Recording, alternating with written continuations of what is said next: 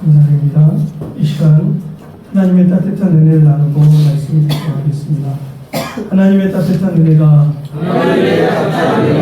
여러분에게, 목사님에게, 우리 앞기자 성도님들과 하나님의 은혜를 나누도록 하겠습니다. 하나님의 따뜻한 은혜가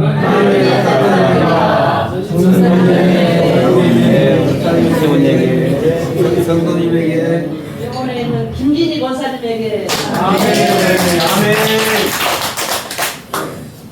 우리 김진희 권사님에게 하나님의 따뜻한 은혜가 늘 그 위에 머물러 있기 때문에 알고 축복합니다. 아멘. 제 전호라는 분이 쓰신 책이 있는데 첫날은 무사했어요 라는 그런 책이 있습니다. 부제가 뭐냐면 아랍 여행 생존기입니다. 그때 당시에는 아랍을 여행하면 위험할 때 아랍을 여행하면서 겪은 이야기를 쓴 이야기입니다. 그 내용 중에 이런 내용이 있습니다. 시리아에서 생긴 일인데 이 체조라는 분이 말루아에 다녀오는 길이었습니다. 말루에 다녀오면서 20분쯤 길을 걸었습니다. 도저히 더 이상 못 걷겠다 싶어서 쉬울 그늘을 찾아서 찾고 있는데 어떤 나이 든 분이 말을 걸었습니다. 젊은이, 이렇게 해가 뜨거울 때는 걷는 게 아니라 피해가는 거야. 잠시 쉬어가. 그게 지혜로운 거야. 그리고 이 주스 한 잔 들이켜 피로가 싹 가실 거야. 그렇게 말했다고 합니다. 사실 이분은 시리아에서 흔하게 길거리에서 볼 수 있는 길거리에서 음료를 파는 음료수 장수였습니다. 그래서 이 최전호라는 분이 정말 이 주스를 마시면 숙소까지 걸어가서 힘이 생길까요? 물어보자 그분이 물론이지. 중동의 더위는 맞서는 것이 아니라 피해가는 거야. 그게 지혜로운 거야. 이렇게 대답하답니다. 그래서 그분의 이 부드러운 음성과 주스를 따를 때 유리컵과 주전자를 부딪힘이 보여준 묘기 때문에 그늘에서 주스 한 잔을 시켜서 먹었습니다. 이렇게 물어봤습니다. 또 하루에 몇 통 정도 파세요? 이렇게 물어보니까 아침에 준비해온 한 통을 다 팔면 집으로 돌아가. 이렇게 대답을 했습니다. 그때가 점심시간 전이었고 그분의 커다란 주스통은 거의 바닥을 드러내고 있었습니다. 최전호 작가는 그분에게 내 생각에는 하루에 2통 정도는 몇 팔 것 같은데요? 라고 이렇게 물어봤습니다. 그러자 그때 주스 장사는 물론 내가 마음만 먹으면 3통도 문제없지. 하지만 그만큼의 돈은 필요가 없네. 한 통을 팔고 집으로 돌아가 부인이 만들어준 맛있는 점심을 먹고 낮잠을 자고 학교를 파한 귀여운 손자들이 돌아오면 그 손자들과 노는 것이 내게 가장 행복한 시간이야. 이렇게 대답을 합니다. 돈을 좀 더 벌려고 그 귀한 시간을 포기할 수 없지. 이렇게 대답했습니다. 그래서 필자는 이 최전호라는 분은 학교 선생님인데 부끄러움을 느꼈다고 합니다. 뭐가 부끄러우냐 하면 행복은 더 많은 물질 속에서 이루어지고 그것에 비례한다고 생각한 자신이 너무 부끄러웠다고 합니다. 그러면서 길거리에서 주스를 파는 분에게서 행복의 기준을 새롭게 배웠다고 합니다. 사랑하는 성도 여러분, 이 이야기는 그침의 원리가 우리의 삶에 어떻게 적용되는지를 가르쳐주고 있습니다.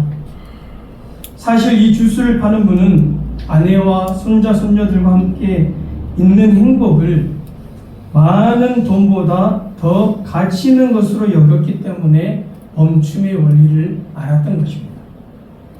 저는 우리 시대가 더 많이 가지고 더 높아지고 더 유명해져야 행복하다는 체면에 걸려있다고 생각합니다. 그래서 15절에 오늘 본문 읽지는 않았지만 15절에 나오는 영원한 기업의 약속에 소망을 두고 살아가라고 부르심을 받은 성도들조차도 정신없이 분주하게 세상에서 행복을 찾아 살아가는 것은 아닐까 생각해 보았습니다. 그럼 우리들은 어디에서 그 행복을 찾아야 합니까? 히브리서는 반복해서 이야기를 합니다.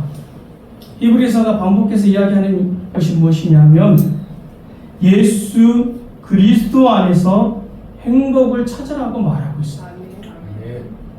그래서 우리 주성기교회는 예수님 때문에 행복한 공동체를 꿈꿔야 될 줄로 믿습니다. 오늘 본문 16절과 17절은 어떤 이야기가 나옵니까? 유언에 관한 이야기가 나오는데 우리 16절과 17절 말씀 같이 한번 읽어보도록 하겠습니다. 유언은 자가 죽어야 되나니 유언은 그 사람이 죽은 후에야 유효한즉 유언한 자가 살아있는 동안에는 효력이 없느니라. 아멘. 원어로 보면 이 유언이라는 단어는 앞에서 계속 언급되었던 바로 앞에 보죠. 15절에서도 언급되었던 언약이라는 단어, 약속이라는 단어와 동일한 단어입니다. 이 단어는 디아테케라는 단어인데 이 단어는 유언하다, 언약을 세우다, 다시 만들다라는 뜻을 가진 디아디테마이에서 온 단어입니다. 성경에서 주로 언약, 약속이라는 뜻으로 많이 사용이 되었습니다. 그런데 오늘 본문에서 주로 언약이라고 번역했던 디아디케를 왜 여기서는 유언이라고 번역을 했을까요? 유언 대신에 언약이라는 단어를 넣어서 읽어보면 부자연스러운 의미가 되어버립니다. 16절 17절 보시기 바랍니다. 언약은 언약한 자가 죽어야 되나니 언약은 그 사람이 죽은 후에야 경고한즉 언약한 자가 살아있을 때에는 언제든지 효력이 없느니라. 그럼 뭔가 부자연스럽습니다. 그러므로 오늘 본문에서는 언약이라기보다는 유언이 맞습니다. 그러면 히브리서 저자는 왜 유언에 대해서 갑자기 이야기를 하는 것입니까? 두 가지 개념을 이끌어오기 위해서 유언이라는 단어를 사용했습니다. 첫 번째로 여러분, 유언은 무조건적이고 일방적입니다. 유언은 그대로 해야 됩니다. 앞에서 영원한 하나님 나라의 약속을 우리에게 주시는데 그것이 무엇이냐면 하나님의 일방적인 주권적인 은혜로 여러분 우리에게 주신 것입니다. 하나님이 불러주시면 은혜로 우리는 그 유산을 받게 되는 것입니다. 하나님이 불러주시지 않으면 우리는 아무리 받고 싶어도 그 영원한 하나님 나라의 약속을 유산으로 받을 수가 없습니다. 하나님의 일방적인 은혜를 나타내기 위해서 유언이라는 단어를 사용을 한 것입니다. 첫 번째. 두 번째로는 여러분 유언이 효력을 가지기 위해서는 반드시 죽음을 필요로 합니다. 이러한 새 언약의 축복을 우리에게 주시기 위해서 예수님께서 십자가에서 죽으셔야만 했다는 것을 우리에게 강조해 주는 내용인 것입니다. 하나님 예수님이 이 땅에 인간으로 오셔서 우리 때문에 십자가에서 죽으셔서 하나님의 언약을 예수님이 완성을 한 것입니다. 하나님의 언약은 그러므로 예수 그리스도의 십자가의 죽음에서 여러분 완성이 되었다는 것을 꼭 기억하시기 바랍니다. 그래서 예수님이 죽으신 것입니다. 언약이 세워지기 위해서 죽음이 필요한 것은 이 예수님이 가져다 주신 새 언약뿐만 아니라 옛 언약도 마찬가지였습니다. 그 말씀이 18절로 20절 말씀인데 우리 18절로 20절 말씀 같이 한번 읽어보도록 하겠습니다. 이러므로 첫 언약도 피 없이 세운 것이 아니니 모세가 율법대로 모든 계명을 온 백성에게 말한 후에 송아지와 염소의 피 및 불과 붉은 양털과 구슬초를 취하여 그 두루마리와 온 백성에게 뿌리며 이르되 이는 하나님이 너희에게 명하신 언약의 피라 하고. 아멘. 예수님의 죽으심으로 새 언약, 즉 유언이 효력을 발생하게 된 것처럼 옛 언약도 피로 세워진 언약이라는 것을 가르쳐주는 것입니다. 오늘 본문 19절과 20절은 출애굽기 24장 3절로 8절 말씀을 인용한 말씀입니다. 출애굽기 24장을 보면 모세가 시내산 언약을 모두 공표하고 이스라엘 백성들에게 물었습니다.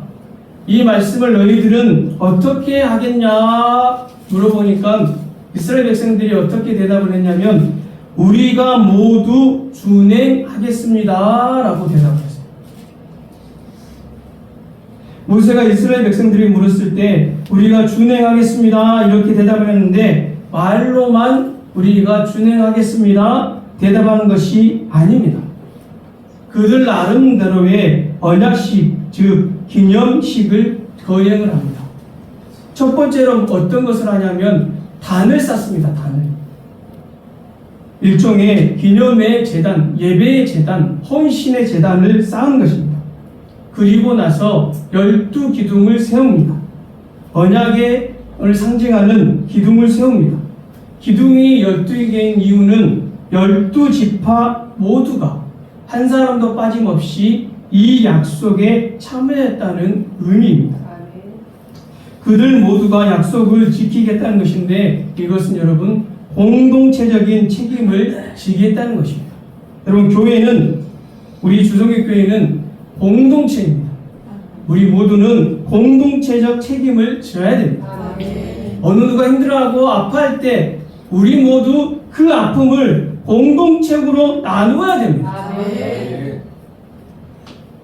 그들 공동체가 한 마음이 되어서 하나님의 율법을 진심으로 전심으로 준행하겠다고 서약을 하고 있는 것입니다. 이렇게 돌기둥을 세워 기념을 한 다음에 서로 번제와 화목제를 잡습니다. 그 피를 받아서 양푼에 한 양푼의 반을 담고 또 여러 양푼의 반을 담습니다. 그런 다음에 모세는 그 피를 제단에 예배를 드렸던 제단에 뿌립니다. 그리고 나머지 피는 누구에게 뿌리냐면 그 언약을 했던 백성들에게 나머지 피를 다 뿌립니다. 그래서 마지막에 뭐라고 하냐면 이것이 언약의 피의 언약식이라고 말을 합니다. 언약식에는 여러분 항상 피가 있었습니다. 즉 죽음이 있었다는 말입니다. 여기서는 소가 죽었던 겁니다. 아브라함과 하나님이 여러분 계약을 체결할 때도 아브라함이 짐승을 갈라두자 하나님께서 그리로 홀로 지나가십니다. 그와 같이 짐승을 쪼개서 피가 뚝뚝 떨어지는 그 사이로 원래는 계약을 맺은 두 사람이 걸어가야 되는데 아브라함과 하나님이 계약을 할 때는 일방적이었습니다. 하나님이 지나가시고 이 약속을 얻을 때는 그 약속 또한 내가 책임지겠다고 말씀해 주신 것입니다. 여러분 이게 무엇을 뜻합니까? 두 사람 중에 누구든지 한 사람이라도 이 계약을 어기면 저 짐승과 같이 쪼개서서 죽을 것이라는 의미입니다. 그래서 이 계약이라는 말에는 어떤 의미냐면 계약 당사자들을 묶는다는 뜻이 있습니다.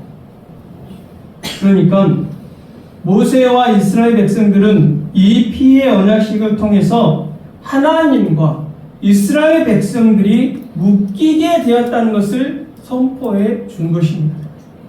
이 피를 언약의 피라고 말합니다. 하나님과 이스라엘 백성들을 하나로 묶었던 피였던 것입니다. 피로 하나로 묶였습니다. 마찬가지로 우리들은 예수님의 피, 예수님의 언약으로 계약을 맺은 사람들이 저와 여러분입니다. 그러므로 우리들은 예수 그리스도의 피로 묶여진 존재들입니다.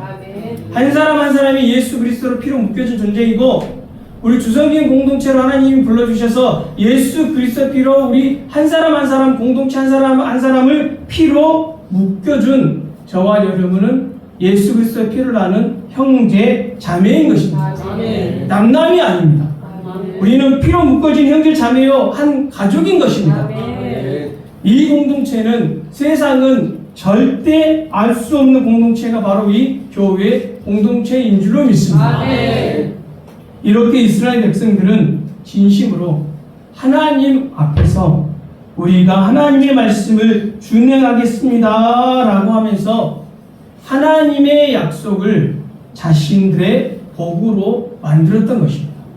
사랑하는 성도 여러분, 하나님이 주신 말씀, 언약의 말씀, 하나님의 말씀은 여러분들이 그 말씀을 준행할 때 여러분의 복이 될 줄로 믿습니다. 그래서 하나님과 피의 언약 관계로 그래서 들어서게 된 것입니다.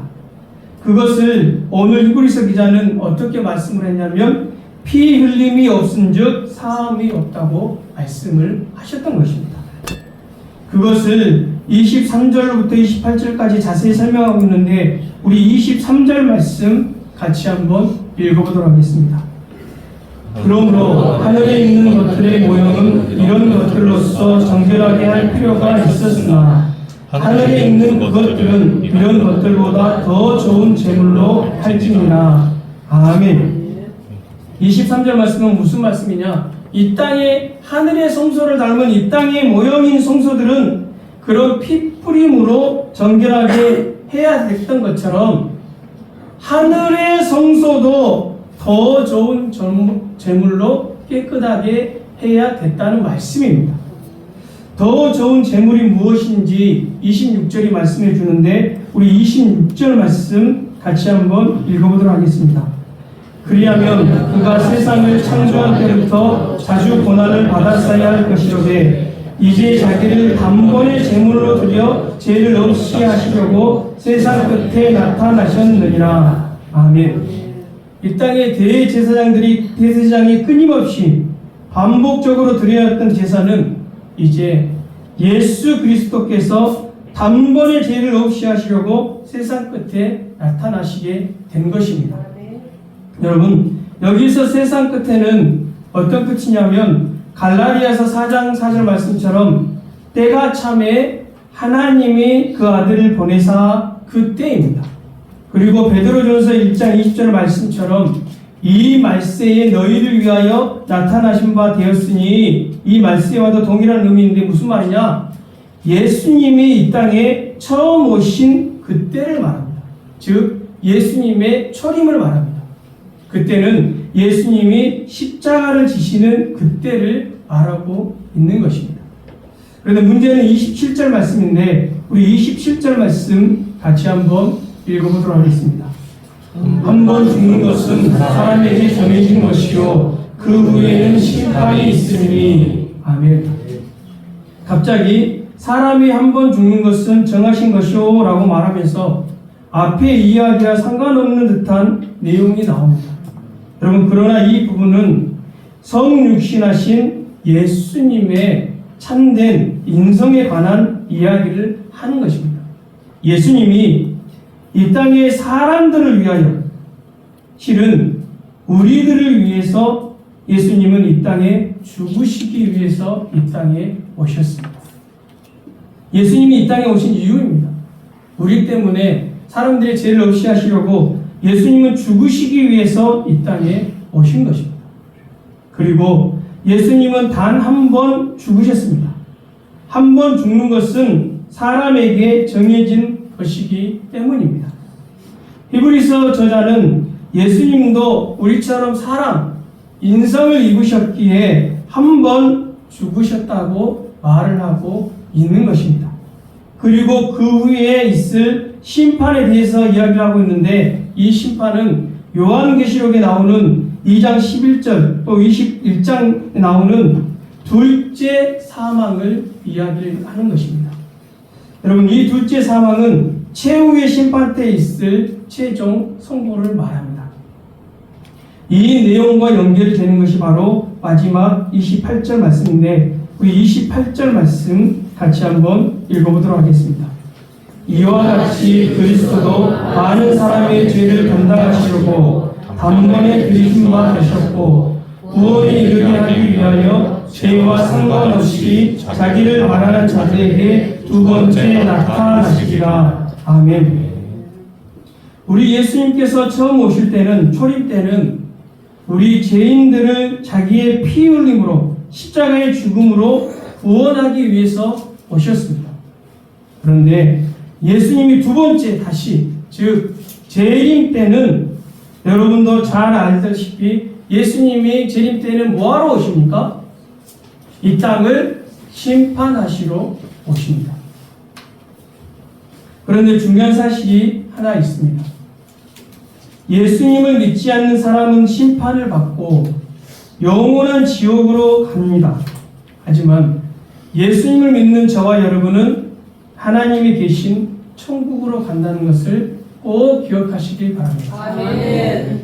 우리가 죽으면 죽음으로 끝나는 것이 아니라 예수님을 믿는 우리들은 예수님 때문에 하나님이 계시는 천국으로 가게 될 줄로 믿습니다. 아멘. 아니면 하나님이 우리와 함께 계시다면 저와 여러분이 계신 이곳이 아멘. 천국인 줄로 믿습니다. 아멘. 예수님 때문에 행복한 주성김 가족들이여, 지금 히브리서 기자는 무엇 때문에 구약의 피 흘림 이야기를 하고 예수님께서 더 좋은 제물이 되셔서 세상 끝날에 나타나셨다는 이야기를 여러분 하고 있는 것입니다. 영원한 기업의 약속을 받은 성도들이 기다림에 실패해서 세상으로 지금 흘러 떠내려가고 있기 때문입니다. 히브리서를 받는 그때 당시 성도들이 하나님 예수님 믿는 것이 너무나도 힘들고 예수님이 온다고 했는데 그 재림이 늦어지자 세상으로 가서 세상 사람들이 기뻐하는 대로 세상으로 흘러 떠내려가서 살고 있었던 겁니다. 하나님과 예수님과 멀어져 있었기 때문입니다. 그들은 세상에 취해서 살았습니다. 세상 방법대로 살았습니다. 28절에 보면 바라는 자들이라는 말이 나오는데 이 단어는 아페크데코마이라는 단어입니다. 그 의미가 뭐냐면 바라긴 바라는데 어떻게 바라느냐면 열심히 끈기 있게 간절히 기다리며 바란다는 의미가 있습니다. 무슨 말입니까? 하나님 나라를 바라며 기다리지 않고 온통 세상 것에 정신이 팔려 살고 있는 사람들에게 너희들은 예수님을 하나님을 바라는데 끈기 있게 간절하게 열심히 하나님을 바라보라고 말씀하고 있는 것입니다. 그래서 마태복음 세상으로 흘러 떠내려가는 정신을 못 차리는 사람들에게 예수님은 마태복음 24장 42절에 이렇게 말씀을 하셨습니다. 그러므로 깨어 있으라. 어느 날에 너희 주가 임하는지 너희가 알지 못함이니라. 이 말씀은 두 번째 오실 주님을 예수님을 바라는 사람들이 어떤 자세로 기다려야 하는지를 분명하게 말씀해 주고 있습니다.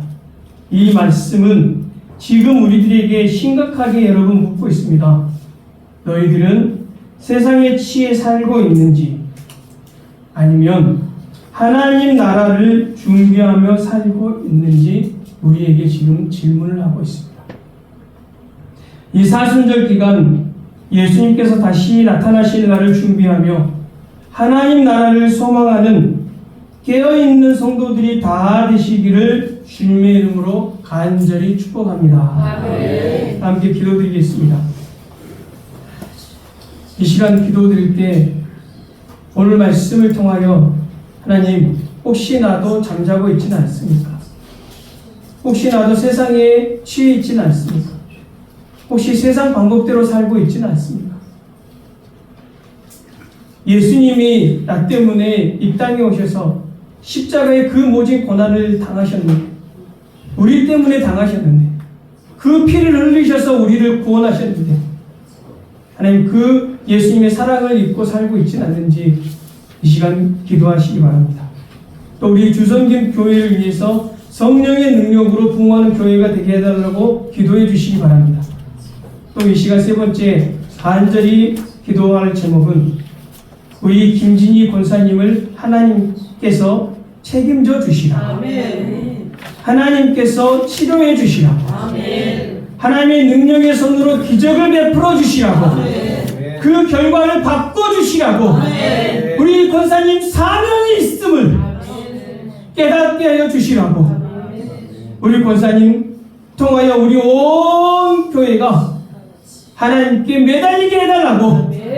이 시간 간절히 주님의 이름을 한번 부르고 기도로 나아가겠습니다. 주여, 주님, 혹시 우리도 하나님 나라를 잊어버리고 하나님 세상 것에 하나님 취해서 살고 있지는 않습니까? 더 많이 가지면 돈을 더 많이 벌면 행복하고, 더 높아지면 행복하고, 더 권력이 가지면 행복하고, 더 유명해지면 행복한 사람은 하나님 착각에 그런 최면의 마귀에 하나님 요즘에 하나님 우리가 놀아나고 있지는 않습니다. 주님, 우리가 행복한 이유는 단 한 가지, 이유는 예수 그리스도 때문입니다. 우리를 구원해 주신 예수님 때문임을 다시 한번 깊이 깨닫는 사순절 기간이 되게 하여 주시옵소서. 주님, 예수님이 십자가를 지신 이유는 예수님 자신이 아니라 우리 때문임을 하나님 늘 잊지 않게 하여 주시옵소서. 예수님, 하나님은 하나님 본인이 하신 약속을 끝까지 지키시는 분이시고 우리가 잊지 않게 하여 주시고, 주님, 우리 주님은 예수님은 반드시 다시 오심을 잊지 않게 하여 주시옵소서. 다시 오신 그때는 있습니다. 그때는 심판의 때입니다. 우리가 늘 그러므로 예수님과 함께 동행하는 삶을, 이스라엘 백성들이 하나님의 말씀을 준행하는 삶을 살겠다는 그 다짐을 필요했던 것처럼 우리가 하나님 우리의 목숨으로 주님 하나님의 말씀을 지키게 하여 주시옵소서. 주님, 우리 주성김교회 성령의 능력으로 부흥하는 교회가 되게 하여 주시옵소서. 주님, 하나님 부족한 종이 간절히 기도 올려드리옵나이다. 주님의 사랑하는 딸 김진희 권사님, 하나님 책임져 주시라고 이 시간 기도드립니다. 주님, 우리 김진희 권사님이 오히려 담대한 믿음을 허락하여 주시니 감사를 드리옵나이다. 우리 온 교회가 피를 나눈 한 형제, 우리 교회 하나님 성도들 함께 하나님 앞에 매달리며 기도할 수 있고 주님 역사하여 주시옵소서.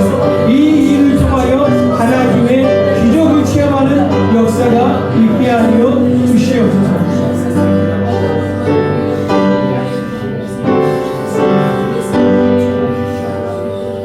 주님, 우리 하나님 간절히 깨어있는 우리들이 되게 하여 주시옵소서. 주님, 그냥 눈만 뜨고 있다고 깨어있는 것이 아니라 하나님께서 원하시는 삶을 살고 있는지, 하나님의 말씀을 준행하고 있는지를 깨닫는 우리들이 되게 하여 주시옵소서. 하나님은 하나님이 본인이 하신 약속을 끝까지 지키시는 분이심을 믿습니다. 주님이 다시 오시겠다고 말씀해 주셨습니다. 그럼 반드시 우리 주님이 다시 오십니다. 그 심판의 때에 우리 주성교회 성도들 모두는 하나님에 계시는 하나님 나라에 갈 수 있는, 그래서 하나님과 기쁨을 나눌 수 있는 우리들이 되게 하여 주시옵소서. 한 사람이 나고자도 없도록 주님께서 하나님 지켜 주시옵소서. 하나님, 우리 주성김교회 늘 성령이 머무는 교회 되게 하여 주셔서 하나님 부흥의 불길이 하나님 붙게 하여 주시옵소서. 주님, 주님의 사랑하는 딸 우리 김진희 권사님을 위하여 이 시간 부족한 종의 기도 올려드립니다.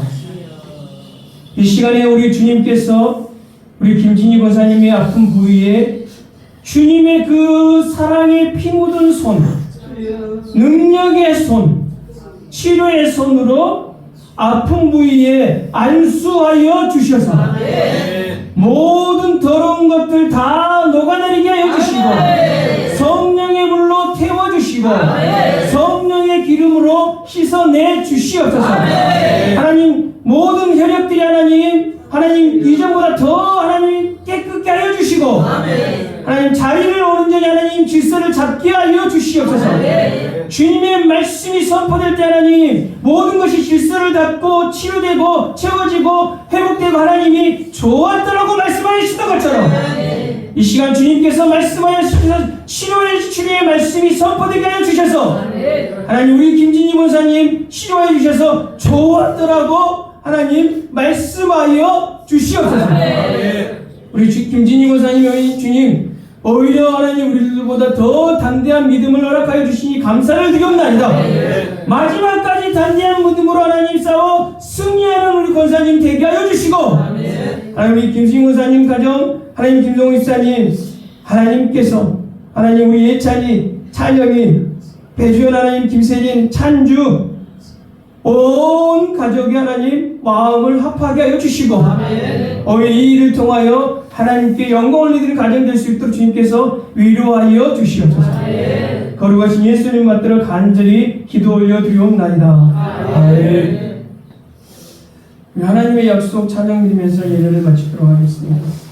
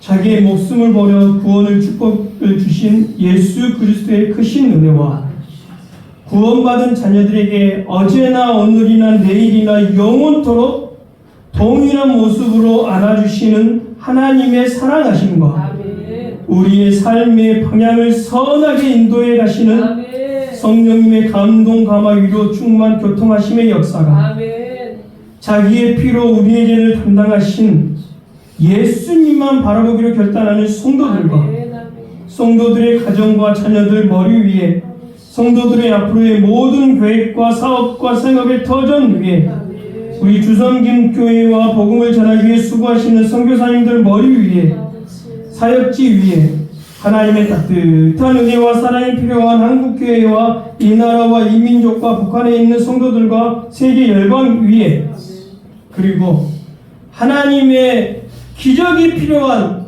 하나님의 치료가 필요한 하나님의 능력이 필요한 우리 김진희 권사님 머리 위에